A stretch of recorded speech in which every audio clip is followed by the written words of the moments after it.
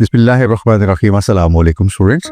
नए आने वाले स्टूडेंट्स को वेलकम और हमारे रेगुलर स्टूडेंट्स को वेलकम बैक। आज से हम CS304 ऑब्जेक्ट ओरिएंटेड प्रोग्रामिंग के मिड टर्म के जो एग्जामिनेशन की प्रिपरेशन है वो हम शुरू कर रहे हैं। और ये आज की हमारी जो पहली वीडियो है इसमें हम कोशिश करेंगे जो हमारा मल्टीपल चॉइस क्वेश्चन सेक्शन होता है यानी MCQs बेस्ड सेक्शन होता है जिसमें आपको 27 MCQs दिए जाते हैं और आपको 5 की चॉइस होती है यानी आपने 22 अटेम्प्ट करने होते हैं। तो मेरी गुजारिश होगी कि वीडियो को ध्यान से देखिएगा ताकि आपसे सीख सकें और ना सिर्फ इसे अच्छा सीख सकें, प्रिपरेशन कर सकें। जो कॉन्सेप्ट वीक हैं वो बेहतर हो जाएंगे इंशाल्लाह। और अगर किसी वजह से तैयारी नहीं हुई तो इस एक रिफ्रेशर से इंशाल्लाह आपका MCQs वाला सेक्शन जो है वो भरपूर तैयार हो जाएगा। और कोशिश कीजिएगा, टारगेट ये रखिएगा कि आप 27 आउट ऑफ 27 पूरे अटेम्प्ट करें, यानी कोई भी आप क्वेश्चन छोड़िएगा नहीं। इसके बाद जो आने वाली वीडियो होगी हमारी पार्ट 2 या वीडियो 2 इंशाल्लाह, उसमें हम कोशिश करेंगे कि इसी सब्जेक्ट का सब्जेक्टिव पार्ट जो है वो डिस्कस करेंगे। तो चलिए आज की वीडियो पर स्टार्ट करते हैं। हमारा क्वेश्चन नंबर 1 है, what will be the value of the variables A, B and C after instantiating an object of the given class. ये कोई टेस्ट क्लास है और आप देख सकते हैं कि टेस्ट क्लास के अंदर 3 वेरिएबल्स गिवन है A, B और C। पूछा गया है क्या आप कोई ऑब्जेक्ट क्रिएट करते हैं, कोई इंस्टेंस क्रिएट करते हैं, तो जैसे ही आप इंस्टेंस क्रिएट करते हैं तो आप देख रहे हैं कि ये नीचे कंस्ट्रक्टर लिखा हुआ है लेकिन इस कंस्ट्रक्टर में कोई वैल्यू पास की हुई है थ्रू इनिशियलाइजेशन लिस्ट। तो पूछा ये गया है कि अगर ऑब्जेक्ट क्रिएट करेंगे तो A, B और C की वैल्यू क्या बनेगी। तो देखिए जरा, पहले आप क्या देख रहे हैं कि B में क्या वैल्यू जा रही है 5, उसके बाद C में क्या वैल्यू जा रही है A, लेकिन A को तो आपने भी इनिशियलाइज नहीं किया। इसका मतलब कि A में कोई जंक या गार्बेज पड़ा होगा और वही C में चला जाएगा। हाँ, अलबत्ता A को आप किससे इनिशियलाइज करा रहे हैं, B से, और B को आपने क्या दिया हुआ 5, तो इसका मतलब यह है कि A में भी क्या वैल्यू चलेगी 5। तो हम ये कह सकते हैं A is equal to 5 initialize हो जाएगा, B is equal to 5 initialize हो जाएगा और C is equal to garbage या सम जंक वैल्यू। तो 5, 5 और जंक वैल्यू ये हमारी डी ऑप्शन है, तो यहां से ये करेक्ट होगी। क्वेश्चन नंबर 2 है, student static PTR is equal to new student और इन्वर्टेड कॉमा में हमने क्वेश्चन मार्क्स में अली लिखा हुआ है। This is an example of. तो मेरा ख्याल है इसमें 2-3 चीजें जो आपको जरा ज़हन में रखनी है। एक तो ये है कि स्टूडेंट यकीनन किसी क्लास का नाम होगा। स्टैटिक PTR के मुराद ये है कि आप इस क्लास का एक ऑब्जेक्ट क्रिएट कर रहे हैं और उसको आप क्या कर रहे हैं, पॉइंट करवा रहे हैं थ्रू दिस PTR। और ये जो न्यू ऑपरेटर है ये बेसिकली यहाँ सारा क्लू है कि असल में ये क्या है, डायनेमिक मेमोरी एलोकेशन। न्यू शब्द ही करते हैं ना, डायनेमिक की मेमोरी एलोकेट करते हैं, right. This is an example of dynamic memory allocation. Question number 3, constant data members of a class can be initialised by using. जैसे हम ऑर्डिनरी कोई इंटीजर टाइप का वेरिएबल डिक्लेयर करते हैं और उसको कांस्टेंट बनाते हैं, तो जैसे ही हम कांस्टेंट बनाते हैं उसको कंपाइलर कहता है कि आपको उसी वक्त उसको इनिशियलाइज भी करना है एक, और जब आप इनिशियलाइज कर देंगे तो उनकी वैल्यू चेंज नहीं होगी। यही कुछ काम हमें क्लास के साथ भी अगर करना पड़े कि क्लास के 3-4 डेटा मेंबर्स हैं और उनको हमने कांस्टेंट रखना है, तो वो कांस्टेंट कैसे रख सकते हैं, जाहिर बात है उनको भी इनिशियलाइज करना पड़ेगा। और ये काम करवाने में हमारी हेल्प कौन करता है, मेंबर्स इनिशियलाइजेशन लिस्ट या मेंबर्स इनिशियलाइजर लिस्ट, ठीक है, दोनों नाम है इसके। तो यहां से हमारी डी ऑप्शन करेक्ट है। Question number 4, what is the advantage of inheritance in object oriented programming. तो हमने कुछ 3-4 जो पिलर्स पढ़े हुए हैं या 3-4 जो डिफरेंट एस्पेक्ट्स पढ़े हुए हैं, उन कैरेक्टरिस्टिक्स के अंदर या उन मेजर जो कोर कॉन्सेप्ट्स हैं ऊप के ऑब्जेक्ट ओरिएंटेड प्रोग्रामिंग के, उसमें एक हमारे पास क्या होता है, इनहेरिटेंस होता है। यानी हम जनरलाइजेशन कर लेते हैं 3-4-5 क्लासेस में से जो कॉमन चीजें बिहेवियर हैं वो हम निकाल के कॉमन एक ऊपर की क्लास बना के उसमें रख देते हैं और उसको इंप्लीमेंट करते हैं थ्रू इनहेरिटेंस। अब ये 3-4 क्लासेस जो हैं ये बड़ी क्लास से क्या करती हैं, या अपनी पेरेंट क्लास से, बेस क्लास से इनहेरिट करती हैं। दोबारा हमें वो कोड लिखना नहीं पड़ता। तो एक तो ये कोड रीयूजेबिलिटी हो जाती है, दूसरा लेस रिडंडेंसी सेंस में कि आपने अगर बेस क्लास में फंक्शंस या मेथड लिख दिए हैं, आप बार बार अपनी चाइल्ड क्लास में उन कोड को नहीं लिखेंगे। रिडंडेंट का मतलब होता है आप रिपीट कर रहे हैं। तो ऐसी सूरत में जब आपने कोड बेस क्लास में लिख दिया है तो आप दोबारा अपनी चाइल्ड क्लास में वो कोड नहीं लिख रहे। इसका मतलब अब आपकी रिडंडेंट या रेपिटेशन जो है वो क्या हो गई है, बहुत लो हो गई है। और थर्ड ये है कि आप जब अलग अलग कोड रखेंगे तो आपको मेंटेन करना आसान होगा। मिसाल के तौर पे अभी हमने कहा ना कि हम कॉमन बिहेवियर्स बेस क्लास में रख देंगे, पेरेंट क्लास में रख देंगे। इसका मतलब ये है कि वो तब्दीली जो सब में आनी है उसके लिए तो कॉमन चीजें और कॉमन बिहेवियर हमारी बेस क्लास में पड़ा हुआ है, तो हम सिर्फ जाके बेस क्लास में रिक्वायर्ड चेंजेस कर सकते हैं। ऑन द अदर हैंड अगर हमें किसी एक पर्टिकुलर क्लास के अंदर या किसी पर्टिकुलर जगह पे जाके चेंज करनी है तो हम वहीं जाके चेंज कर लेंगे अपनी किसी चाइल्ड क्लास के अंदर।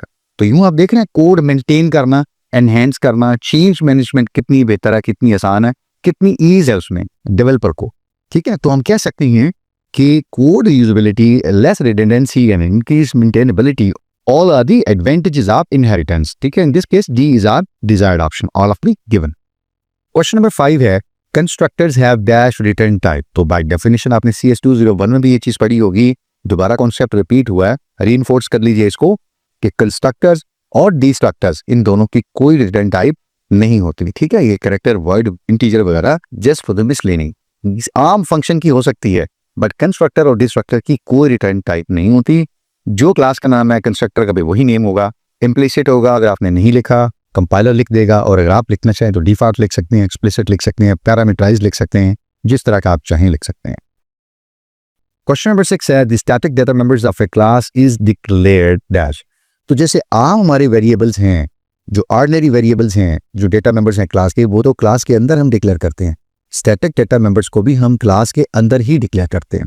हाँ, अलबत्ता ये है कि इनको हम क्लास से बाहर आके इनिशियलाइज करवा देते हैं। ठीक है, ये एक स्टैटिक डेटा मेंबर है क्लास के अंदर, जैसे बाकी डेटा मेंबर्स हमने डिक्लेयर किए, इनको भी डिक्लेयर कर दिया, और क्लास से बाहर आके हमने क्लास का नाम लिया, स्कोप रेजोल्यूशन ऑपरेटर यूज किया, और उसके बाद फिर इस स्टैटिक डेटा मेंबर का जो भी नाम होगा वो and that is equal to जो इनिशियलाइजेशन वैल्यू हमने लेनी है वो ले ली। तो यूं हमने इस स्टैटिक डेटा मेंबर को इनिशियलाइज करवा दिया, लेकिन डिक्लेयर कहां करेंगे? क्लास के अंदर। क्वेश्चन नंबर 7 है डैश रिमेन इनसाइड या in the memory even when all the objects of the class have been destroyed. तो हम बात कर रहे हैं वही स्टैटिक वेरिएबल्स की।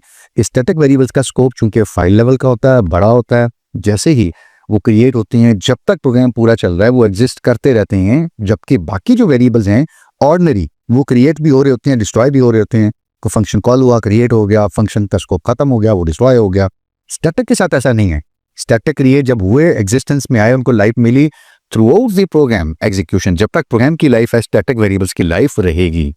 तो दीज आर स्टैटिक वेरिएबल्स के जो मेमोरी में रहते ही हैं। हाँ, अलबत्ता बाकी जो ऑब्जेक्ट्स हैं, डेटा मेंबर्स हैं, ये ऑब्जेक्ट्स हैं क्लासेस के इवन, वो क्रिएट हो रही हैं, डिलीट हो रही हैं, में भी ऐसा हो सकता है, बट स्टैटिक जो है वो क्रिएट हो गए हैं टिल द प्रोग्राम एग्जीक्यूशन, जब वो टर्मिनेट होगा तब तक वो रहेंगे। क्वेश्चन नंबर 8 है suppose person is a class, which of the following statements declare an object person 1 of the class person. तो कोई एक पर्सन की क्लास है, कैपिटल P के साथ बोल्ड जो लिखा हुआ है, ये हमारी पर्सन की क्लास है, और कहा गया कि ये जो स्मॉल p के साथ पर्सन 1 है, ये क्या है? असल में इसी क्लास का एक ऑब्जेक्ट है। तो आपने देखना है कि कौन सी स्टेटमेंट जो है वो इसको सही डिक्लेयर कर रही है। तो आपको पता है, बहुत आसान है ये भी। सबसे पहले आप क्या लिखते हैं? नंबर 1 पे अपनी क्लास का नाम, और उसके बाद क्या लिखते हैं? अपने ऑब्जेक्ट का नाम। ठीक है, ये दो चीजें ही हैं। तो आप देखिएगा, ऑब्जेक्ट भी कुछ नहीं होता, डिफाइन भी कोई चीज नहीं है, क्रिएट भी कुछ भी नहीं लिखा हुआ, ये गलत है, मिसलीडिंग है। ये पर्सन की क्लास हो गई यहाँ आपके पास, ये देखिएगा। ठीक है, और ये पर्सन 1 जो है ये ऑब्जेक्ट का नाम है, तो क्लास स्पेस ऑब्जेक्ट, तो ये डी ऑप्शन हमारी करेक्ट ऑप्शन है यहाँ से। क्वेश्चन नंबर 9 है dash is the special function having the same name as the class name, एक does not have a return type though and is automatically called when the object is created. So some of you is smiling. This is pretty straightforward, the definition of constructor. जी बिल्कुल ठीक है। Those of you जिन्होंने ये identify किया या point out किया, appreciate that. देखिए, हमने ये कहा था ना कंस्ट्रक्टर की डेफिनेशन में कि इसका वही नाम होगा जो हमारी क्लास का नाम होगा। ठीक है, तो कंस्ट्रक्टर का भी वही नाम होता है। एक दूसरी अभी हम बात करके हैं कि it does not have return type, ये कोई भी रिटर्न टाइप नहीं होती इसकी, क्योंकि इसने कोई वैल्यू रिटर्न नहीं करनी होती। सिर्फ जब क्लास का एक ऑब्जेक्ट क्रिएट होता है, इंस्टेंशिएट होता है, तो उसके जो ऑब्जेक्ट्स की डेटा मेंबर्स हैं उनकी स्टेट को वैलिड करता है, या जो आप डिजायर देना चाहें वो देता है। और फिर ये जब भी आप कोई ऑब्जेक्ट क्रिएट करेंगे तो ये ऑटोमेटिकली कॉल होता है। हमने नहीं भी लिखा, कंपाइलर इम्प्लिसिट लिख देगा हमारे लिए। ठीक है, तो ये क्या कंस्ट्रक्टर की डेफिनेशन है। Question number 10 which of the following is true for the default constructor. ठीक है, एक डिफॉल्ट कंस्ट्रक्टर होता है, उसके लिए कुछ चीजें हमें देखनी है, या कौन सी ऑप्शन यहाँ से करेक्ट है वो देखनी है। नंबर 1 पे है a constructor without any parameters, ये भी डिफॉल्ट हो सकता है। All parameters with default value, जी बिल्कुल ऐसा भी हो सकता है। यानी हम एक पैरामीटराइज कंस्ट्रक्टर लिख लेते हैं जिसमें हम चाहते हैं कि जो भी ऑब्जेक्ट बने उस क्लास का उन सबको ये वैल्यूज दी जाएं। जैसे अभी हम क्वेश्चन नंबर 1 में देख रहे थे, मेंबर्स इनिशियलाइजेशन लिस्ट हमने यूज की हुई थी कि A something value, B something and C something. तो जैसे ही हम क्लास का ऑब्जेक्ट क्रिएट करेंगे तो ए बी सी को वही वैल्यू मिलेगी उस क्लास के उस ऑब्जेक्ट को जो हमने दी हुई है। एक और ऑब्जेक्ट क्रिएट करेंगे ऑब्जेक्ट 2, उसके भी एबीसी डेटा मेंबर्स को वही वैल्यू मिल जाएगी। फिर एक और ऑब्जेक्ट क्रिएट करेंगे थर्ड, तो एबीसी जो उस ऑब्जेक्ट के 3 डेटा मेंबर्स हैं उनको भी सेम वैल्यू मिलती जाएगी। So this will be repeated. तो ऐसा हम कर सकते हैं कंस्ट्रक्टर में और डिफॉल्ट कंस्ट्रक्टर में कर सकते हैं। सो हमारे पास फिर राइट ऑप्शन क्या हुई, बोथ ऑफ दी अबव, यानी हम एक पैरामीटराइज कंस्ट्रक्टर भी लिख सकते हैं एज ए डिफॉल्ट, और एक हम खाली कंस्ट्रक्टर यानी जिसमें कोई पैरामीटर नहीं दे रहे बिल्कुल, उसको एक्सप्लिसिटली भी लिख सकते हैं, वरना ना लिखे तो कंपाइलर खुद भी लिख सकता है और लिखता है। क्वेश्चन नंबर 11 है, suppose A class does not have any constructor, यानी क्लास हमने लिखी और हमने कोई कंस्ट्रक्टर एक्सप्लिसिटली आपने डेवलपर ने नहीं लिखा। What will happen when an object of the class is created, यदि हमने कंस्ट्रक्टर नहीं लिखा और हमने एक ऑब्जेक्ट क्रिएट कर दिया तो क्या होगा? क्या कोई एरर आएगा? नहीं, बिल्कुल कोई एरर नहीं आएगा, बल्कि क्या होगा, कंपाइलर एक इम्प्लिसिट कंस्ट्रक्टर लिख देगा। ठीक है, ये भी हम बात कर रहे हैं, बार बार इस चीज के ऊपर फोकस कर रहे हैं कि हमने नहीं लिखा, एक्सप्लिसिट आपने बताया नहीं, लेकिन कंपाइलर एक इम्प्लिसिट कंस्ट्रक्टर लिख देगा और हमारे ऑब्जेक्ट्स क्रिएट हो जाएंगे, कोई मसला नहीं होगा। यानी हमारा एक्सप्लिसिट कंस्ट्रक्टर लिखना हर क्लास के लिए जरूरी नहीं है, हम चाहें तो लिख सकते हैं, ना लिखे तो कंपाइलर इम्प्लिसिट कंस्ट्रक्टर लिखेगा और कॉल भी करेगा, ऑब्जेक्ट्स हमारे क्रिएट भी होंगे। क्वेश्चन नंबर 12 है, dash means that different objects can behave in different ways for the same matter. ठीक है, आपने शायद पढ़ी हो, शेप की क्लास इनहेरिट कर रही है, यानी उससे चीजें इनहेरिट हो रही हैं, लाइन, रेक्टेंगल है, ओवल है, शायद ट्रायंगल है एंड सो ऑन, और एक ड्रॉ का मैसेज है जो कि एज इंटरफेस जो है वो काम कर रहा है। यूजर जब ड्रॉ की कॉल भेजता है, फॉर इंस्टेंस आप समझने की कोशिश कीजिए, विजुलाइज की, और अगर लाइन सेलेक्टेड है तो लाइन ड्रॉ हो रही है, रेक्टेंगल सेलेक्टेड है तो रेक्टेंगल ड्रॉ हो रही है। एक ही मैसेज के डिफरेंट मीनिंग्स हैं depending upon the receiver class, ठीक है, या रिसीवर ऑब्जेक्ट। इस फिनोमेना को हम कहते हैं पॉलीमॉर्फिज्म। ठीक है, एक इंपॉर्टेंट कॉन्सेप्ट है, कोर कॉन्सेप्ट है ऑब्जेक्ट ओरिएंटेड प्रोग्रामिंग का। ठीक है, तो इस यानी पॉली मीन ज्यादा, मार्पिस मतलब शक्लें, तो एक ही बात की ज्यादा शक्लें हैं, एक ही बात के ज्यादा कॉनोटेशन है, ज्यादा मीनिंग है, डिपेंड करता है रिसीवर कौन सा है। तो इस क्वेश्चन में जो बात पूछी गई है वो पॉलीमॉर्फिज्म की बेसिक डेफिनेशन पूछी गई है। 13 है, इन C++ which of the following operators operate on one operand only। ये तो आप देखती पहचान ही होंगे जी, बिल्कुल, यूनिरी ऑपरेटर, जो कि यूनिरी का मतलब एक, बानी का मतलब दो, टर्शियरी का मतलब होता है तीन। तो यूनिरी ऑपरेटर वो ऑपरेटर्स होते हैं जो किसी भी एक ऑपरेंड के साथ काम करते हैं। और आपने जो लूप के अंदर counter plus plus A minus minus increment decrement पढ़े नहीं, these are very common example of unary operator. Question number 14, which of the following operators can not be overloaded. ठीक है, आपने कुछ एक टेबल पढ़ा होगा जिसमें अच्छी खासी एक तादाद है, एक नंबर है जो कि ऑपरेटर्स ओवरलोड हो सकते हैं, बट समवेयर कोई एक छोटी सी लिस्ट भी आपके पास है due to certain reasons language allow नहीं करती, उनके स्पेसिफिक मीनिंग है, डिफाइंड है, प्री डिफाइंड है, we can not change those meaning, right, तो वो असल में ओवरलोड नहीं हो सकते। यहाँ जो लिस्ट गिवन है उसमें आपने अगर देखा हो तो कंडीशनल ऑपरेटर ऐसा है जो ओवरलोड नहीं हो सकता। ये आपने CS201 में भी शायद पढ़ा हो। और कंडीशनल ऑपरेटर आपको पता है ये हम एक कंडीशन चेक करने के लिए यूज करते हैं, if A do this otherwise this, ये इस काइंड ऑफ इफ स्टेटमेंट। तो यहां से हमारी डी आपकी करेक्ट हुई। क्वेश्चन नंबर 15 है, in order to make any function constant the keyword constant is placed dash the parameter list. जरी बात है, हम एक इंटीजर डिक्लेयर करके उसको कांस्टेंट बनाना है तो हम क्या करते हैं, कॉन्स्ट का कीवर्ड यूज करते हैं। ठीक है, ये आप सबको पता है। इसी तरह अगर एक फंक्शन को कांस्टेंट बनाना है तो जाहिर बात है अगेन फिर यही कॉन्स्ट का कीवर्ड यूज करेंगे। पूछा ये गया कि ये कॉन्स्ट का कीवर्ड कब आएगा, पैरामीटर से क्या बाद में आएगा, पैरामीटर के दरमियान इन बिटवीन कहीं आएगा, बिफोर आएगा, नहीं, बल्कि फंक्शन को जब आप कांस्टेंट बनाते हैं तो बिल्कुल फंक्शन ऐसे डिफाइन करेंगे, रिटर्न टाइप स्पेस फंक्शन का नाम, पैरेंथेसिस के अंदर उसके पैरामीटर्स, और एंड पे जाके हम क्या कहते हैं, CONST, यानी आफ्टर द पैरामीटर हम बताते हैं कि ये हमारा फंक्शन जो है वो कांस्टेंट फंक्शन है। और कांस्टेंट फंक्शन आपको पता है सिर्फ क्या कर सकते हैं, डेटा मेंबर्स को एक्सेस कर सकते हैं, प्रिंट कर सकते हैं, इसके अलावा उनके अंदर कोई मॉडिफिकेशन नहीं कर सकते।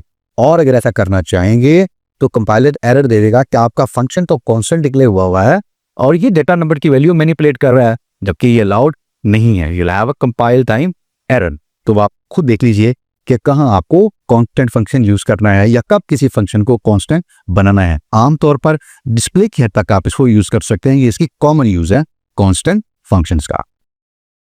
क्वेश्चन नंबर 16 है, which feature of object oriented programming indicates code reusability.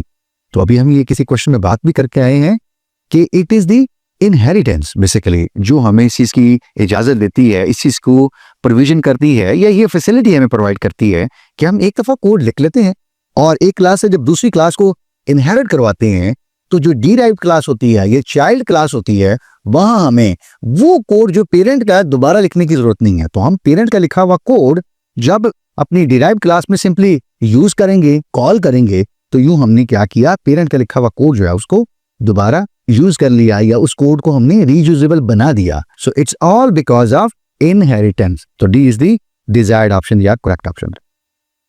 17. The base class is a general class representing the common behavior of all derived classes. इसका मतलब इनहेरिटेंस की बात हो रही है कि हमारे पास एक कोई बेस क्लास है, इस क्लास के बाद यानी इस क्लास के नीचे हमने कुछ डिराइव्ड क्लासेस भी ली हुई हैं. फॉर एग्जांपल हमने कोई हो सकता है 3 क्लासेस जो हैं वो नीचे डिफाइन की हुई हों और ये तीनों जो हैं इस बेस क्लास से इनहेरिट कर रही हूँ. और दूसरी चीज क्या है कि इन तीनों के जो कॉमन बिहेवियर हैं वो सारे हमने कहाँ डाले हुए हैं, बेस क्लास के अंदर. ये याद रखिएगा. ये कॉन्सेप्ट क्या कहलाता है, 3, 4, 5 डिराइव्ड क्लासेस हैं या 3, 4, 5 क्लासेस हैं, उनके कॉमन बिहेवियर्स या चीजें हम इकट्ठी करते हैं और करके ऊपर ले जाते हैं, ऑन द टॉप ले जाते हैं. इसको हम क्या कहते हैं, जनरलाइजेशन. जनरलाइजेशन का मतलब ये है कि जनरल चीजें जो हैं, कॉमन बिहेवियर्स हैं तीनों के अंदर. प्रिंट का फंक्शन है, 4-5 क्लासेस में यूज करना है, हमने उसको निकाल दिया ताकि सब में अलग अलग दोबारा नहीं लिखेंगे, बल्कि हम अपनी ऊपर जो पेरेंट क्लास बनाएंगे ना उसके अंदर डाल देंगे. इसी तरह कोई और फंक्शन हो सकता है, मिसाल के तौर पर सर्च का फंक्शन हो सकता है, फाइंड का हो सकता है, वो 5 क्लासेस में चाहिए, वो भी निकाल लिया, कॉमन है ना, निकाल लिया बिहेवियर और ऊपर वाली क्लास में डाल दिया. तो ऐसे ही जितने कॉमन बिहेवियर्स होंगे इन सब क्लासेस के 3, 4, 5 जितने भी हैं उन सब के कॉमन बिहेवियर्स निकाल के एक टॉप की क्लास में डाल दिए और उससे सब क्लासेस को क्या करा दिया, इनहेरिट करवा दिया. ये कॉन्सेप्ट क्या कहलाता है, generalisation.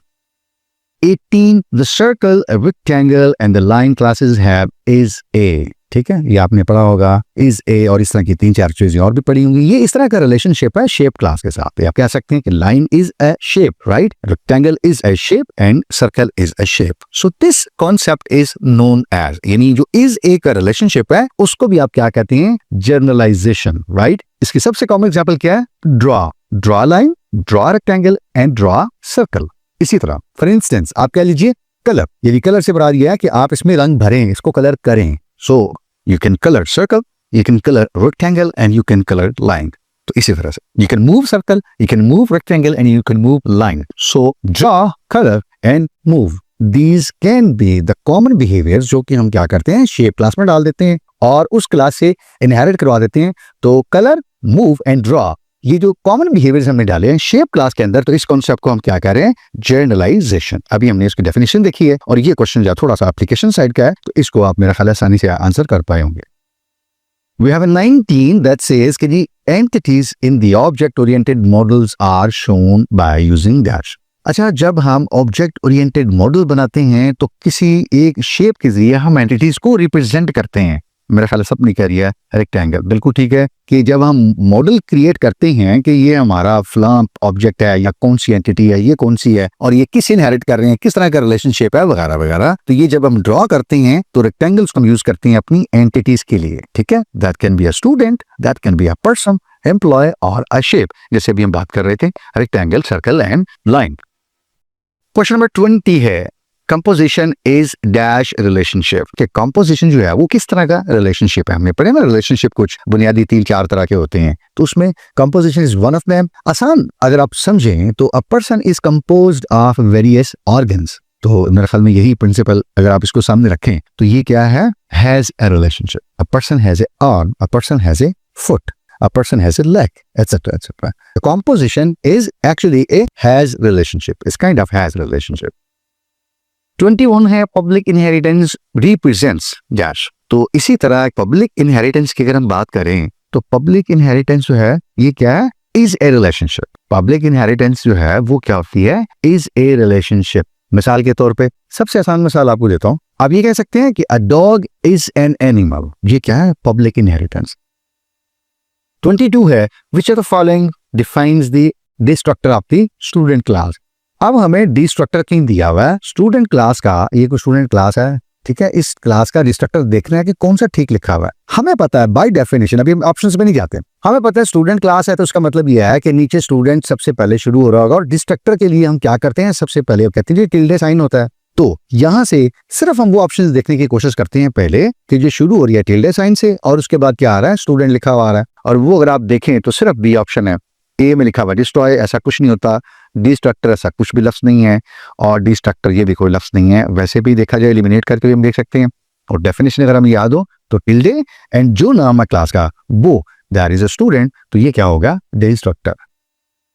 23 which of the following statement best describes the constructor. दोबारा फिर कंस्ट्रक्टर की कुछ डेफिनेशन आ गई है तो वो देखने की कोशिश करती हैं। Number 1, constructor is use to modify the constant. नहीं, ये तो मॉडिफाई तो नहीं करता और कांस्टेंट डेटा मेंबर से बिल्कुल नहीं है, this is a misleading statement. Number 2, constructor is use to delete the object. नहीं, बिल्कुल भी नहीं है, डिलीट भी नहीं करता constructor. Constructor is use to initialize the data member of a class, that's right option. ठीक है, again all of the given is just a misleading. बाजू का आप समझते हैं कि सारे ठीक होंगे, ऑल ऑफ द गिवन तो तभी आएगा, but that is again a misleading statement. ठीक है, तो from the given options constructor is used to initialize the data members of the class. अभी हम पीछे के क्वेश्चन में डिस्कस भी करके आए हैं, तो that is the right option and that is your desired answer as well. 24, aggregation between the objects shows that. ये जो रिलेशनशिप होता है एग्रीगेशन, जो ऑब्जेक्ट्स के दरमियान होता है, ये किस तरह का रिलेशनशिप है। ठीक है, जैसे हम बात करें ना पब्लिक इनहेरिटेंस हमने देखी, हमने कंपोजिशन की भी बात की, ठीक है, जनरलाइजेशन की बात की। अब हम देखते हैं कि एग्रीगेशन जो है वो बाय डेफिनेशन किस तरह का रिलेशनशिप है। देखिए, एग्रीगेशन में आपको पता है दो चीजें होती हैं, एक कंटेनर होता है या एक कंटेनर क्लास होती है और एक क्या होती है, कंटेन्ड क्लास होती है। ठीक है, सबसे आसान मिसाल आप समझते हैं या आप यूं देख लीजिए कि एक कमरा है और एक कुर्सी है, तो कमरा कुर्सी को कंटेन किए हुए हैं। ठीक है, इन दिस सिचुएशन दोनों ऑब्जेक्ट्स अलग अलग एग्जिस्ट कर सकते हैं। कुर्सी को कमरे से बाहर निकालेंगे तो स्टिल चेयर ही रहेगी, एग्जिस्ट कर सकती है। तो ऐसी सूरत में ऑब्जेक्ट्स का आपस में क्या होता है, वीक रिलेशनशिप होता है। एग्रीगेशन में ऑब्जेक्ट्स आपस में वीकली बॉन्डेड होते हैं, उनके दरमियान वीक रिलेशनशिप होता है, स्ट्रॉन्ग नहीं होता। और ऐसा भी नहीं है कि रिलेशनशिप बिल्कुल होता ही नहीं है, और हायरार्की का रिलेशनशिप तो यहाँ पे हमारे पास रूप में ऐसा सिवाय इनहेरिटेंस के और कोई नहीं होता। ठीक है, और जबकि कमरा और चेयर आपस में कोई चीज इनहेरिट नहीं कर, तो इसलिए बाय डेफिनेशन भी आप देखें तो आपको पता है कि इट्स अ वीक रिलेशनशिप। ठीक है ना, it's aggregation is a weak relationship, you know that. 25, suppose that a is the static data members of the class test. ये कोई हमने एक इंटीजर डिफाइन किया होगा गालबन चलें टेस्ट क्लास का, और इंपॉर्टेंटली क्या चीज है, स्टैटिक डेटा मेंबर्स हैं। Which of the following is the correct initialization of the static variable a outside the class? तो अभी हम बात कर रहे थे ना, हमने डिक्लेयर तो कर दिया स्टैटिक मेंबर को इनसाइड द क्लास, बट अब हमने इनिशियलाइज करना है तो क्लास से बाहर जाके नॉर्मली हम करते हैं। और आपको अगर बाय डेफिनेशन पता है तो क्या होता है कि सबसे पहले तो क्लास का नाम आएगा। ठीक है, सबसे पहले तो टेस्ट का नाम आएगा नंबर 1, और उसके बाद हम क्या करेंगे, स्कोप रेजोल्यूशन ऑपरेटर, जो कि हमारे क्या होते हैं, कॉलन कॉलन और ये ऐसे आ गया, स्कोप रेजोल्यूशन ऑपरेटर आ गया। ठीक है जी, और उसके बाद फिर हमारे वेरिएबल का नाम आएगा, ये आएगा, और उसके बाद इज इक्वल टू से जैसे आप इनिशियलाइज करते हैं, फॉर इंस्टेंस हमने 0 से इनिशियलाइज करना है। अब ये देखिए, ये स्टेटमेंट क्या बन रही है भला, स्टेटमेंट नंबर ए या first option, class resolution operator, variable जो हमारा स्टैटिक है उसका नाम, and is equal to initialization value जो भी हमने देनी है। So A is our desired option from here. 26 है, which of the following represents a two way association. Two way association से मुराद ये होती है कि एक चीज को देखेंगे दूसरी साइड से तो वो भी वैलिड है, और यहाँ खड़े होकर दूसरी साइड से देखेंगे वो भी वैलिड है। फॉर इंस्टेंस अगर हम देखते हैं कि employ works in a company, right, यही ऑप्शन हो सकती है, क्योंकि एम्प्लॉय अगर कंपनी के लिए काम करता है और कंपनी ने फिर एम्प्लॉय को रखा हुआ है, वो उसको नौकरी दिए हुए है, तो it's kind of a two way relationship. ठीक है ना, सना ईट्स लंच, और लंच तो सना को कुछ नहीं कर रहा है, खुदा न खास्ता वो उसको थोड़ी खा जाएगा। अली ड्राइव्स ए कार, और कार तो खुद नहीं कहेगी ना, अली साहब भैया मैं आपको घर छोड़ देती हूँ, बेशक पीछे बैठ जाइए। अब आप कहेंगे कि AI में तो ऐसा मुमकिन है, बट ऊप में अभी तक ऐसा मुमकिन नहीं है। ठीक है, Usman lives in the house, but house कुछ उस्मान के, तो these are only the one way relationship, this is the two way relationship. An employee works for the company and the company is providing employee and employment. उसको काम दिए हुए उसने रखा हुआ, ठीक है, कंपनी ने उनको रखा हुआ है और उन्होंने ये कह दीजिए कंपनी को रखा हुआ है, यानी कंपनी के लिए वो काम करते हैं। 27, list the number of entities in the given statement. कोई एक स्टेटमेंट दी हुई है, शुरू के चैप्टर्स आपके अब यहाँ वो आ गए हैं गालबन, तो एंटिटीज कितनी हैं उनका नंबर निकालना है। मेरा ख्याल है कि आप सबने कह दिया होगा कि आपने पहले बोल्ड की हुई है, यस, ठीक है, सिर्फ इसलिए कि शायद आप कर सकें, नहीं तो अली एक एंटिटी है, कोई एक पर्सन है, इसकी क्लास बन सकती है। इसी तरह हाउस वो एक एंटिटी है, ट्री जो है वो एक एंटिटी है, और कार वो एंटिटी है। इन एंटिटीज के एट्रीब्यूट्स भी होंगे, ठीक है, और इनके कुछ मेथड्स भी होंगे जिनको आप बिहेवियर्स कहते हैं। अली का चलना, उठना, बैठना, सुनना, बोलना, ये सारे क्या होंगे, एंड ऑल दोज अदर्स, ये बिहेवियर्स होंगे। अली मोटा है, पतला है, उसका कलर कैसा, उसकी एज कैसी है, उसका नाम क्या, ये सारे क्या उसके एट्रीब्यूट्स हैं। And same for the rest of the objects या एंटिटीज इन द स्टेटमेंट। तो ये हमारे पास कितने निकले जी, 4। So D is the correct option. 28 है, dash defines the order of the evaluation of the operators in expression. आपको पता है कि किस तरतीब से, यानी लेफ्ट से राइट या राइट से लेफ्ट या टॉप से बॉटम या 1 2 3 4 किस ऑर्डर से ये ऑपरेटर्स हमारे इवैल्यूएट होंगे। ठीक है, ये ऑर्डर क्या कहलाता है? प्रेसिडेंस ऑफ ऑपरेटर्स या ऑपरेटर्स प्रेसिडेंस। ये हमने CS201 में भी पढ़ा था बड़ी डिटेल से। तो यहाँ पे जस्ट उसकी एक रिवीजन है कि लेफ्ट से राइट जिस तरतीब से हमारे ऑपरेटर्स इवैल्यूएट होंगे, तो ये लेफ्ट से राइट इस तरतीब से जो आएंगे, ये जो ऑर्डर है असल में ये कहलाता है प्रेसिडेंस ऑफ ऑपरेटर्स या ऑपरेटर्स प्रेसिडेंस। 29 है, in generalization the general base class represents dash behaviour of all the classes. Again concept को जरा रिवाइज कीजिएगा कि जनरलाइजेशन हम क्या करते हैं? कॉमन बिहेवियर्स को टॉप पे ले जाते हैं, इसीलिए उसको कहते हैं जनरलाइजेशन। तो all common behaviours of the classes वो हम ले लेंगे, जिसको हमने कहा था प्रिंट है, सर्च है, फाइंड है, डिस्प्ले है वगैरह वगैरह, ये हम ले लेंगे सब क्लासेस में आने, इनको लेके एक टॉप की क्लास बना देंगे, उसको हम कहेंगे ये क्या हो गया? जनरलाइजेशन। वो हमारी बेस क्लास होगी जिसमें ये सारे फंक्शन चले गए, बिहेवियर्स, और हमारी डिराइव्ड क्लासेस ने इससे प्रिंट सब ने ले लिया, सर्च सब ने इनहेरिट कर लिया और डिस्प्ले को भी सब ने इनहेरिट कर लिया। क्वेश्चन नंबर 30 है, member functions defined inside the class declaration are dash by default. यानी जो हम मेंबर फंक्शन किसी क्लास के अंदर, शेप की क्लास हमने ली, इसके अंदर एक ड्रॉ का मेंबर फंक्शन हमने बना लिया, कलर का मेंबर फंक्शन बना लिया, मूव का मेंबर फंक्शन बना लिया। तो क्लास के अंदर जब हम इन मेंबर फंक्शंस को डिक्लेयर करते हैं, पूछा जा रहा है कि बाय डिफॉल्ट अगर हम एक्सेस मॉडिफायर यूज नहीं करते तो क्या होता है? ये मेंबर फंक्शन भी बाय डिफॉल्ट क्या होते हैं? प्राइवेट होते हैं। आमतौर पे तुमने देखा है ना, चूंकि हमने इनको एक्सेस करना होता है क्लास से बाहर जाके, जब हम ऑब्जेक्ट्स बनाते हैं क्लास के, तो हम फिर ऑब्जेक्ट डॉट उस क्लास का मेथड एक्सेस कर लेते हैं। तो यूजुअली हम क्या करते हैं? उनको पब्लिक डिक्लेयर कर लेते हैं, क्योंकि ये हमारा इंटरफेस होता है कि हमने इनको यूज करना है कल को जाके। तो इसीलिए हम एक्सेस मॉडिफायर यूज करते हैं, पब्लिक उनको बनाते हैं या डिक्लेयर करते हैं। लेकिन अगर हम एक्सेस मॉडिफायर यूज नहीं करते और बाय डिफॉल्ट क्लास की बॉडी के अंदर कोई मेंबर फंक्शन डिक्लेयर करते हैं, तो कंपाइलर उसको क्या करेगा? प्राइवेट डिक्लेयर करेगा या उसको ट्रीट करेगा। So that is why we explicitly append the access modifier public before any method or function inside the class. 31 है, which of the following is an advantage of encapsulation। हमने पढ़ा कि कुछ जो 3 4 5 बुनियादी कॉन्सेप्ट्स हैं कोड के अंदर, उसमें से one of them is encapsulation। तो क्या बुनियादी फायदा होगा, क्या बुनियादी एडवांटेज होगा कि हमारा जो इनकैप्सुलेशन है वो हमें कुछ क्या चीज प्रोवाइड कर रहा है? क्या इनकैप्सुलेशन से कंप्लेक्सिटी आती है? इनकैप्सुलेशन तो कंप्लेक्सिटी को कम करने के लिए होता है। यानी ये तो नहीं है कि इससे कंप्लेक्सिटी बढ़ जाए या इसकी वजह से कंप्लेक्सिटी आ जाए, ऐसा तो नहीं है, राइट? बेटर अंडरस्टैंडिंग, ये कुछ समझ आ रही है बात, ठीक है, कि ये एक एडवांटेज होता है हमारे पास। कोड की रीयूजेबिलिटी तो इनकैप्सुलेशन से नहीं होती, वो तो इनहेरिटेंस से होती है। N efficient code is again maintainable होगा, लेस रिडंडेंट होगा। तो ये चीजें तो दोनों की दोनों इनहेरिटेंस से रिलेटेड हो रही हैं। कंप्लेक्सिटी तो बिल्कुल उस इनकैप्सुलेशन के उल्टे। इनकैप्सुलेशन हम करते हैं ताकि बेटर अंडरस्टैंडिंग हो, हमारी क्लासेस का जो कोड है वो रीडेबल अच्छा हो, वो बहुत अच्छी समझी जा सके, उसकी रीडेबिलिटी अच्छी हो, उसको हम अच्छी तरह से समझ सकें, पढ़ सकें। ठीक है, the more readable code would be, the better would be for understanding. So one of the major advantage of encapsulation is better understanding या better readability.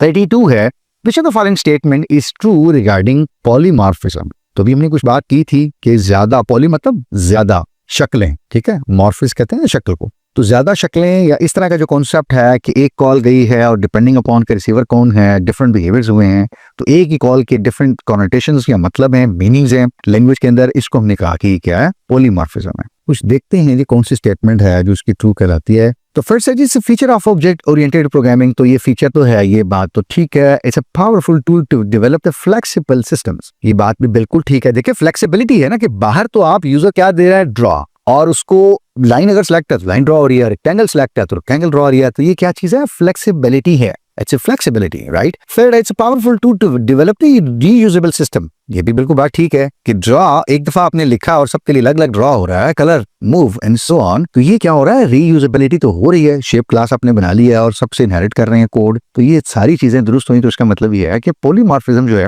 It's a powerful tool that allows you to develop a flexible systems and a system with a reusable code or that provides a code reusability। ठीक है, तो ये सारे options दुरुस्त हैं, ये ठीक है। तो फोर्थ, ये D option is the correct option from here. Question number 33, object orientation can be achieved by the objects and their dash. तो ऑब्जेक्ट ओरिएंटेड प्रोग्रामिंग की या पैराडाइम की हम जब बात करते हैं तो उसमें हमें पता है कि दो चीजें होती हैं। क्योंकि ऑब्जेक्ट ओरिएंटेड प्रोग्रामिंग है तो इसलिए ऑब्जेक्ट तो आएगा ही आएगा, क्योंकि it's a very core concept of object के साथ साथ क्या चीजें आएंगी, अभी हम इससे पहले बात कर रहे थे क्वेश्चन में जी, ऑब्जेक्ट्स के एट्रीब्यूट्स आएंगे। ठीक है, सो ऑब्जेक्ट ओरिएंटेशन ये है कि चीजें हम देखते हैं रियल लाइफ में भी उनको ऑब्जेक्ट के तौर पे देखते हैं। एक मोबाइल है, उसकी कोई विड्थ है, उसकी कोई लेंथ है, और इस तरह के उसका वेट है, उसका कलर है, ये सारी चीजें क्या है, एट्रीब्यूट्स हैं। सिमिलरली कोई ऑब्जेक्ट पिक कीजिए रियल लाइफ में एंड यू विल सी कि ये क्या है, ऑब्जेक्ट है एक, और उसके बाद उसकी क्या है, कुछ एट्रीब्यूट्स हैं। ठीक है, तो ऑब्जेक्ट ओरिएंटेशन जो होती है वो यही होती है कि we see real life entities और objects as in name of the object plus the attributes of the objects. ठीक है, या ये कह सकते हैं कि each object is composed of और comprised of various attributes, name, colour, size, density, thickness, length, etcetera etcetera, all these are the attributes. 34 है, if static data members are not explicitly initialized at the time of definition, then they are initialized too. आपने भी बात की कि हम static data members हैं वो define कर लेते हैं, डिक्लेयर कर लेते हैं इनसाइड द क्लास, लेकिन हम उनको कहा जा रहा है कि इनिशियलाइज नहीं करते किसी वजह से भी। चले, हमने मान लिया, तो अब क्या होगा, वो किससे इनिशियलाइज होंगे, हमने इनिशियलाइज नहीं किया, क्या वो अनडिफाइंड होंगे? नहीं, ऐसा तो नहीं होता। Zero, not initialised at any value, कोई भी इनिशियलाइज नहीं होगी, नहीं। स्टैटिक डाटा मेंबर्स अगर हमने इनिशियलाइज नहीं किया, फॉर एग्जांपल हमने स्टैटिक इंटीजर काउंट डिक्लेयर कर दिया इनसाइड द क्लास और हमने इसको इनिशियलाइज नहीं किया, तो कंपाइलर्स को जीरो से इनिशियलाइज करवा देगा। तो B option is the correct form here. 35 है, choose the correct declaration of overloaded stream insertion operator. ठीक है, जो आपकी सी आउट होती है for class string as a non member function. दो तीन चीजें आपने ज़हन में रखनी है, एक तो ये नॉन मेंबर है, दूसरा ये स्ट्रीम इंसर्शन है, और दूसरा क्लास का जो नाम दिया है वो आपके पास क्या है, स्ट्रिंग है। देखिए क्विकली मैं बता देता हूं, हम क्या करते होते हैं स्ट्रीम इंसर्शन में, अगर नॉन मेंबर में हमने इसको ओवरलोड करना हो तो हमें जो हमारी क्लास होती है उसका एक ऑब्जेक्ट, उसका कांस्टेंट रेफरेंस पास करना होता है। बाकी स्टैंडर्ड सिंटैक्स आई बिलीव आप सबको पता होगा, उसमें हम क्या करते हैं, हम उसको फ्रेंड डिक्लेयर करते हैं। ठीक है, यहाँ पे देखिए तीनों में फ्रेंड आ रहा है, और चूंकि हमारा फंक्शन कुछ रिटर्न नहीं कर रहा इसलिए उसकी टाइप क्या होगी, वर्ड। तो ये पहले को भी आप एलिमिनेट कर दीजिए और ये इसको भी एलिमिनेट कर दीजिए, इन दोनों में से कोई हमारी एक ऑप्शन ठीक हो सकती है। और हमने भी कहा कि हम क्या पास करते हैं, अपनी इस स्ट्रिंग क्लास का एक ऑब्जेक्ट, उसका कांस्टेंट रेफरेंस। बिल्कुल ठीक है, आप में से जो सी कह रहे हैं वो बिल्कुल सही है। फ्रेंड लिखा आपने, वर्ड लिखा, ओ स्ट्रीम आपने लिखा, और उसके बाद फिर ऑपरेटर का आपने कीवर्ड लिखा, फिर ऑपरेटर का सिंबल लिखा, और ये आपने अपनी, जिसको आप RHS या राइट हैंड साइड का ऑब्जेक्ट कह लेते हैं, ये असल में स्ट्रिंग क्लास का दूसरा ऑब्जेक्ट है जो आप इसको पास कर रहे हैं। और आप क्या पास कर रहे हैं, कांस्टेंट रेफरेंस स्ट्रिंग क्लास का। ये देखिए स्ट्रिंग यहाँ पे लिखा हुआ है, ये इस क्लास का कांस्टेंट रेफरेंस पास कर रहे हैं इस क्लास के एक ऑब्जेक्ट का। ठीक है, तो ये हमने stream insertion operator as a non member function overload कर लिया है। 36 है, the class diagram includes which of the following. तो क्लास डायग्राम जब हम बनाते हैं तो उसके अंदर तीन चीजें आपको पता कौन सी होती हैं। एक तो उस क्लास का नेम होता है, एक उस क्लास के कितने एट्रीब्यूट्स हैं, यानी जो ऑब्जेक्ट बनेंगे उस क्लास के उसके कितने एट्रीब्यूट्स होंगे, और नंबर 3 उस क्लास के अंदर जो ऑब्जेक्ट्स हैं वो कितने ऑपरेशंस परफॉर्म करेंगे। ठीक है, so name, attributes and operations या बिहेवियर्स। तो ये क्या हुआ, बी ऑप्शन हमारी यहाँ से करेक्ट हुई। 37 है, which of the following is true for inline function. अच्छा, इनलाइन फंक्शन आपने पढ़े हुए हैं, तो पूछा गया कि इनलाइन फंक्शन के लिए कोई एक स्टेटमेंट यहाँ दी हुई है, वो जरा आप देखिए कौन सी ठीक है। Number 1, used by compilers to improve the efficiency of the program. ये तो बात ठीक है बिल्कुल कि फंक्शन यहाँ पे इनलाइन फंक्शन होगा, बजाय उसकी कॉल दे वो वहां वो कोड क्या करता है, सब्स्टिट्यूट कर देता है। तो ये स्टैक का जो ओवरहेड है वो हम कम कर लेते हैं, तो this becomes a very efficient. बिल्कुल ठीक है बात। Second, small size functions that need to be called many times during the program execution are declared inline। वो कह रहे हैं कि छोटे छोटे जो आपके फंक्शन है ना, उनको आप बजाय आप उनकी कॉल दें, आप उनको इनलाइन बना लेते हैं, डिक्लेयर कर लेते हैं। ये भी बात बिल्कुल ठीक है, दुरुस्त लग रही है। Inline functions decrease the code execution time. ये बिल्कुल इसी तरह ही है, या ऐसा ही है। देखो ना, आपने फंक्शन कॉल की तो स्टैक पे चीजें जाएंगी, उसके बाद फिर प्रॉपर कॉल होगी, फिर रिटर्निंग एड्रेस पाएंगे, ठीक है, एक्टिवेशन रिकॉर्ड भी बनेगा, ये सारी चीजें होंगी। तो क्या हो रहा है, फंक्शन ओवरहेड हो रहा है, कॉल की ओवरहेड हो रही है, और उसमें कॉस्ट आ रही है, एफर्ट्स, मेमोरी और टाइम में। ये नहीं हो रही इनलाइन में। कंपाइलर सिर्फ क्या कर रहा है, जहां इनलाइन आ रहा है, इनलाइन का कोड वहां डाल रहा है। आपने एरिया कैलकुलेट करना है तो पाई आर स्क्वायर, छोटा सा एक फंक्शन आपने डिस्प्ले करना है, तो एक सीआउट की स्टेटमेंट है, राइट। आपने दो नंबर्स को जमा करना है तो A+B है, दो पैरामीटर्स को ऐड कर रहा है। तो simply these are small size functions, जो के ऊपर हम बात भी कर रहे हैं। इनके लिए वो कह रहे हैं कि एक तो इनलाइन बना दीजिए, दूसरा क्या होगा, इससे कॉल नहीं जाएगी फंक्शन की, स्टैक इन्वॉल्व नहीं होगा, एक्टिवेशन रिकॉर्ड नहीं बनेंगे, रिटर्निंग एड्रेस कहां पे वापस जाना है, सारी इन्वॉल्वमेंट नहीं होगी so we can say all of the given options. ये तीनों चीजें जो मेंशन्ड है यहाँ पे इनलाइन फंक्शंस के लिए बिल्कुल ठीक लिखी हैं। क्वेश्चन नंबर 38 है which one of the following happens when constant function tries to change the value of a data member of the class। एक कांस्टेंट फंक्शन हमने डिक्लेयर किया या एक फंक्शन को हमने कांस्टेंट डिक्लेयर कर दिया और वो कोशिश कर रहा है किसी डेटा मेंबर की वैल्यू को चेंज करने की, तो ऐसी सूरत में क्या होगा। अब आप खुद देखिए कि बाय डेफिनेशन क्या होता है, जब एक कांस्टेंट या एक फंक्शन कांस्टेंट डिक्लेयर हो जाता है तो वो किसी डेटा मेंबर की वैल्यू को चेंज नहीं कर सकता। जिसकी सबसे कॉमन एग्जांपल हमने क्या कहा था कि हम सिर्फ क्या कर रहे हैं, एक डिस्प्ले है और डिस्प्ले या प्रिंट का एक फंक्शन है तो हम उसको कांस्टेंट बना लेते हैं कि भाई ठीक है सिर्फ आप चीजें डिस्प्ले करवाएं, आप कोई छेड़छाड़ मैनिपुलेशन चेंज ना करें। अगर आप ऐसा करने की कोशिश करते हैं या आपका कांस्टेंट फंक्शन डेटा मेंबर्स की वैल्यू चेंज करने की कोशिश करता है तो कंपाइल टाइम एरर आता है, आपको क्या पैसा नहीं कर सकते हैं क्योंकि आपने एक फंक्शन को कांस्टेंट डिक्लेयर किया हुआ है और कहीं और जाके उसी फंक्शन के थ्रू आप क्या कर रहे हैं, क्लास के डेटा मेंबर्स को आप चेंज कर रहे हैं, उनकी वैल्यू चेंज कर रहे हैं। आप ऐसा नहीं कर सकते, आपका ये कांस्टेंट फंक्शन उसके पास ये प्रोविजन नहीं है, तो आपको क्या होगा, कंपाइल टाइम एरर आ जाएगा। 39 है if a class B inherits from class A then, जाहिर बात है बहुत सिंपल सा क्वेश्चन है कि क्लास बी कहां से इनहेरिट कर रही है, क्लास ए से। तो इसका मतलब ये है कि हमारी बेस क्लास कौन सी होगी फिर, या पेरेंट क्लास कौन सी होगी, क्लास ए, और हमारी डिराइव्ड क्लास या फिर कह सकते हैं आप चाइल्ड क्लास कौन सी होगी, वो बी। तो मास्टर इंडिपेंडेंट वगैरह ये मिसलीडिंग स्टेटमेंट्स हैं। सी हमारी ऑप्शन बिल्कुल ठीक है, ये ए जो है वो हमारी पेरेंट है या बेस क्लास है और बी जो है वो हमारी चाइल्ड या फिर डिराइव्ड क्लास है। क्वेश्चन नंबर 40 है हाउ द इंफॉर्मेशन हिडन या how the information is hidden with an object can be accessed. Information hiding हमने कॉन्सेप्ट देखा कि क्या होता है कि क्लास के अंदर हम सारे जो एट्रीब्यूट्स हैं या डेटा मेंबर्स हैं उनको प्राइवेट डिक्लेयर करके इंफॉर्मेशन हाइड कर लेते हैं, राइट। तो अब हम क्या करते हैं, उनको हमें एक्सेस करना है तो हम कर सकते हैं क्योंकि हमें पता है हम क्लास का ऑब्जेक्ट डिक्लेयर करेंगे और क्लास का ऑब्जेक्ट जो है वो अपने प्राइवेट डेटा मेंबर्स को भी एक्सेस कर सकता है। तो it is the private data members basically जिनके थ्रू हमने कुछ इन्फॉर्मेशन हाइड की हुई है और क्लास का जब ऑब्जेक्ट होगा वो क्या करेगा, क्लास के उन प्राइवेट डेटा मेंबर्स को एक्सेस करके इंफॉर्मेशन हाइडिंग को, यानी उस इंफॉर्मेशन को जो हमने हाइड की है उनको एक्सेस कर सकता है। 41 है which of the following is not true about constructors, यानी इनमें से कौन सी स्टेटमेंट है जो कंस्ट्रक्टर के लिए ट्रू नहीं है। Constructors can use N initialising list, ये तो बिल्कुल ठीक है बात, हमने नॉट ट्रू या इनकरेक्ट लेनी है। कंस्ट्रक्टर कैन बी कांस्टेंट, ये लग रही है गलत है क्योंकि कंस्ट्रक्टर ने इंफॉर्मेशन अपडेट करनी है, मॉडिफाई करनी है और एक कांस्टेंट मेथड या फंक्शन मॉडिफाई चीजें नहीं कर सकता। अभी हमने 2 क्वेश्चन 3 क्वेश्चन पहले देखा है, तो कंस्ट्रक्टर जो है वो कांस्टेंट नहीं हो सकता। कंस्ट्रक्टर आर कॉल्ड ऑटोमेटिकली, ये बात भी ठीक है। Constructor are used to modify the object, ये भी बिल्कुल ठीक है। तो कंस्ट्रक्टर कभी भी कांस्टेंट नहीं हो सकता। वजह यह है कि कंस्ट्रक्टर्स ने जो ऑब्जेक्ट क्रिएट हो रहे हैं उनकी एक वैलिड स्टेट सेट करनी है, दूसरे लफ्जों में स्टेट्स को मॉडिफाई करना है और एक कांस्टेंट फंक्शन डेटा मेंबर्स को मॉडिफाई नहीं कर सकता, इसलिए कंस्ट्रक्टर कभी भी कांस्टेंट नहीं हो सकता। 42 है which of the following functions declaration is correct to overload the plus operator as a member function in the complex class। तो आपने कॉम्प्लेक्स की क्लास पढ़ी होगी, लिखी भी होगी, तो उसमें आपने ये चीज पढ़ी होगी कि प्लस का जो ऑपरेटर है वो आप कैसे ओवरलोड करते हैं, ठीक है, एज ए मेंबर फंक्शन। तो उसके लिए आप क्या करते हैं, सबसे पहले आप क्लास का नाम लिखते हैं जो कि कॉम्प्लेक्स होगी। यहाँ 3 ऑप्शंस में तो वही लिखा हुआ है, चौथी ऑप्शन है ये तकरीबन ये गलत हो सकती है। आगे आप क्या लिखते हैं, ऑपरेटर का सिंबल लिखते हैं, क्योंकि आपने ऑपरेटर ओवरलोड करना है ना, तो ये क्या लिखते हैं आप, ऑपरेटर का सिंबल। तो यहाँ पे लिखा हुआ है, यहाँ प्लस है, यहाँ इसका मतलब है ये भी गलत होगी, ये नहीं हो सकती। थर्ड, ऑपरेटर के बाद आप क्या लिखते हैं, प्लस का सिंबल, यहाँ पे लिखा हुआ है, यहाँ पे लिखा हुआ है, लेकिन स्कोप रेजोल्यूशन यहाँ पे आया हुआ है, तो इसका मतलब ये है कि ये भी गलत हो गया। एलिमिनेशन से जाएं तब भी आप कर सकते हैं, और डेफिनेशन अगर आपको पता है तो आप प्लस का ऑपरेटर कैसे ओवरलोड करते हैं, क्लास का name space operator space operator का सिंबल, और उसके बाद कॉम्प्लेक्स क्लास का ही एक ऑब्जेक्ट पास करते हैं, लेकिन उसका कांस्टेंट रेफरेंस पास करते हैं, ठीक है। तो यहाँ पे कांस्टेंट रेफरेंस पास कर रहे हैं आप, जो कि आपने लिखा हुआ है कॉन्स्ट कॉम्प्लेक्स एम्परसेंड, ठीक है। ये RHS जो है वो कॉम्प्लेक्स क्लास का ऑब्जेक्ट है, लेकिन उसका आप क्या पास कर रहे हैं, रेफरेंस, और रेफरेंस जो है ये क्या है, कांस्टेंट है। तो A option is the correct option from here.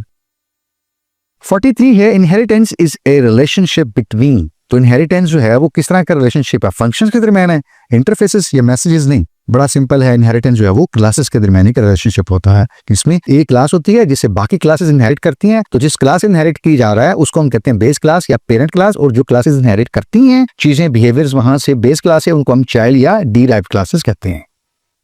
44 है dash is represented by a line with A Anfield diamond head towards the container. तो हमने पढ़ा था ना कि एग्रीगेशन में एक कंटेनर क्लास होती है और एक कंटेन्ड क्लास होती है, और जब आपको पता है कि आप इनको डायग्राम में इनको रिप्रेजेंट करते हैं तो आप क्या करते हैं, आप जो कंटेंट क्लास होती है उसकी तरफ से जो कंटेनर क्लास होती है एक लाइन ड्रॉ करते हैं और अनफिल्ड डायमंड जो है वो बनाते हैं। अगर आपको याद हो गया होगा तो ये क्या है, एग्रीगेशन को हम मॉडल करते हैं। तो इस सूरत में ये किसकी एग्जांपल है, ये किसकी रिप्रेजेंटेशन है, एग्रीगेशन की। 45 है a static data member has dash scope. तो अभी हमने बात की, जब स्टैटिक डाटा मेंबर्स को हम शुरू में किसी क्वेश्चन में डिस्कस कर रहे थे तो हमने कहा था कि चूंकि जब प्रोग्राम स्टार्ट होता है और जब वो एग्जिस्ट में आते हैं स्टैटिक डाटा मेंबर्स, तो अनलेस वो यूज हो, इरिस्पेक्टिव यूज ना हो, जब तक प्रोग्राम चल रहा है हमारा, तो वो एग्जिस्ट करते हैं, वो लाई करते हैं, वो कहीं ना कहीं पड़े होते हैं और वो एग्जिस्ट करते रहते हैं जब तक आपका प्रोग्राम टर्मिनेट नहीं होता, उसकी एग्जीक्यूशन खत्म नहीं होती। बाकी डेटा मेंबर्स हैं लोकल फंक्शन लेवल के या उस स्कोप के, वो आते हैं जाते रहते हैं। तो इसका स्कोप क्या है, हमने कहा था कि ये फाइल लेवल स्कोप होता है स्टैटिक डाटा मेंबर्स का। 46 है which are the following feature of the OOP is used to deal with the relevant information only या रेलेवेंट डिटेल्स। तो हमने बात की शुरू में कि जो कॉन्सेप्ट है या एब्स्ट्रैक्शन का, वो ये करता है कि वो कहता है कि आप रेलेवेंट चीजों को डिस्कस करें, आप अभी इंटरफेस को डिस्कस करें, इंप्लीमेंटेशन को डिस्कस ना करें। यानी चीजों को फ्रंट एंड पे जो बेसिक चीजें हैं, बेसिक इंफॉर्मेशन है, जनरल कॉन्सेप्ट है, उनको देखें, आप डिटेल में ना जाएं। तो ये जो कॉन्सेप्ट है जो आपको कहता है कि हाइड करें एडिशनल इंफॉर्मेशन को, एक्स्ट्रा इंफॉर्मेशन को, और बेसिक को सिर्फ डिस्कस करें, बुनियादी चीजों को, वो कहलाता है एब्स्ट्रैक्शन। 47 है the overload minus operator for the complex class will be called with the reference to dash in the following statement। ये आप समझ लीजिए कि माइनस का ऑपरेटर उन्होंने ओवरलोड किया है कॉम्प्लेक्स क्लास के लिए और लिखा हुआ है कि C3 is equal to C1 minus C2। तो पूछा गया है कि ये जो माइनस का ऑपरेटर है ये किस रेफरेंस से कॉल हुआ हुआ। तो हमें पता है कि इसके जो लेफ्ट साइड पे ऑब्जेक्ट है जो असल में क्या है C1, तो C1 में कॉल किया हुआ है इस माइनस के ऑपरेटर को, और C2 जो है जो राइट साइड पे लिखा हुआ है माइनस के, वो पास हो रहा है एज एन ऑब्जेक्ट। ठीक है, एज एन ऑब्जेक्ट पास हो रहा है, एज एन आर्ग्यूमेंट पास हो रहा है। तो कॉल किसने किया हुआ है इस ऑपरेटर को, माइनस का जो ओवरलोड हुआ हुआ है कॉम्प्लेक्स क्लास के लिए, C1 के ऑब्जेक्ट ने, और C1 का ऑब्जेक्ट भी इसी कॉम्प्लेक्स क्लास का ही होगा। 48 है the generalization is implemented through. तो हमने कहा कि क्लासेस में से कॉमन चीजें हम उठाएंगे, एक ऊपर बड़ी क्लास बनाएंगे, उसको हमने कहा कि जनरलाइजेशन कह लेंगे। और ये हम किससे इंप्लीमेंट करते हैं, इनहेरिटेंस से। कि जनरलाइजेशन में जो टॉप की क्लास होगी वो क्या करेगी, इनहेरिट करेगी, वो पेरेंट बन जाएगी, और जो बाकी है नीचे वाली क्लासेस वो उसे इनहेरिट करके चाइल्ड बन जाएगी। डिस्प्ले का फंक्शन हम टॉप पे बेस क्लास में लिखेंगे और चाइल्ड क्लासेस सब उनको इनहेरिट करके यूज करती रहेंगी। 49 है what is the correct syntax to declare static variable of integer type count. तो हमें काउंट का ये जो वेरिएबल है इसको डिक्लेयर करना है, लेकिन ये क्या है स्टैटिक टाइप का। तो हमारे पास सिंटैक्स क्या होता है कि हम सबसे पहले स्टैटिक का कीवर्ड यूज करते हैं और उसके बाद फिर जैसे बाकी हम इंटीजर डिक्लेयर करते हैं कैरेक्टर बिल्कुल उसी तरह करेंगे। यानी स्टैटिक का कीवर्ड सबसे पहले आया, उसके बाद इंटीजर है तो हम क्या कहेंगे इंटीजर, और उसके बाद थर्ड पे क्या लिखेंगे काउंट। यानी static space INT space count. और वो देखिए कहाँ लिखा हुआ है, ये लिखा हुआ है static space INT space count, बाकी सब जो है वो इनकरेक्ट हैं। क्वेश्चन नंबर 50 है which of the following is the correct for static function. ठीक है, आप सोच रहे होंगे स्टैटिक बहुत आ रहा है, एक कॉन्सेप्ट है बहुत इंपॉर्टेंट है आपके उसमें कोर्स में या सिलेबस में, तो इसलिए कोशिश किया कि उस हिसाब से डिफरेंट क्वेश्चंस आपको दिए जाएं या आप प्रैक्टिस करें कि किसी तरह से भी क्वेश्चन जो है वो पूछा जा सकता है। अब यहाँ स्टैटिक फंक्शन के बारे में पूछा गया है कि कौन सी स्टेटमेंट जो है वो उसकी ठीक है। अच्छा, पहली स्टेटमेंट देखिएगा, it can only be called by a particular object of the class. यानी क्लास में 100 ऑब्जेक्ट बने हुए हैं, कुछ 2 जो हैं या 1 है वो कोई बहुत अहम फंक्शन है उसने कर लिया कॉल, नहीं, ऐसा नहीं हो सकता। पर्टिकुलर का तो कोई सारे ऑब्जेक्ट्स एक जैसे होते हैं। It can be used to access static data members.